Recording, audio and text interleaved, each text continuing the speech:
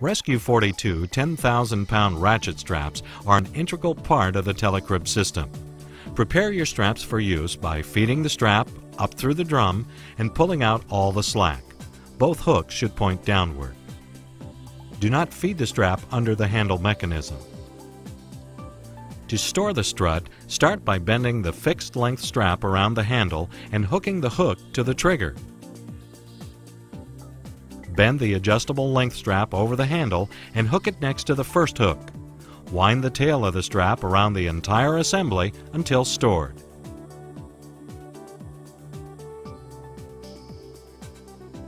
A rubber band may be used to hold the assembly together. To deploy the strap, simply hold it sideways and allow the strap to unwind. Unhook the hooks and hook them to your anchor points. Remove all slack from the system and crank the handle to tighten the strap. Be careful not to overload the drum, as this may cause the strap to jam. To release the system, pull the trigger, move the handle to the straight position, and release the trigger. The handle will lock in place and the load will be released. If the handle is jammed or cannot be extended, use a screwdriver to pry the lock plate out of the drum and release the load. This works from both the top or bottom of the ratchet mechanism.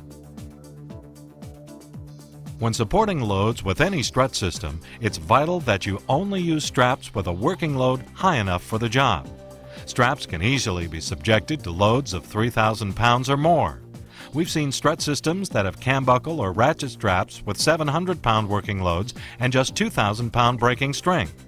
These straps are not strong enough for strut systems and must never be used with Rescue 42 struts. Telecrib Rescue straps have a working load of 3,333 pounds and are specially treated to resist chemical attack and to minimize glass penetration.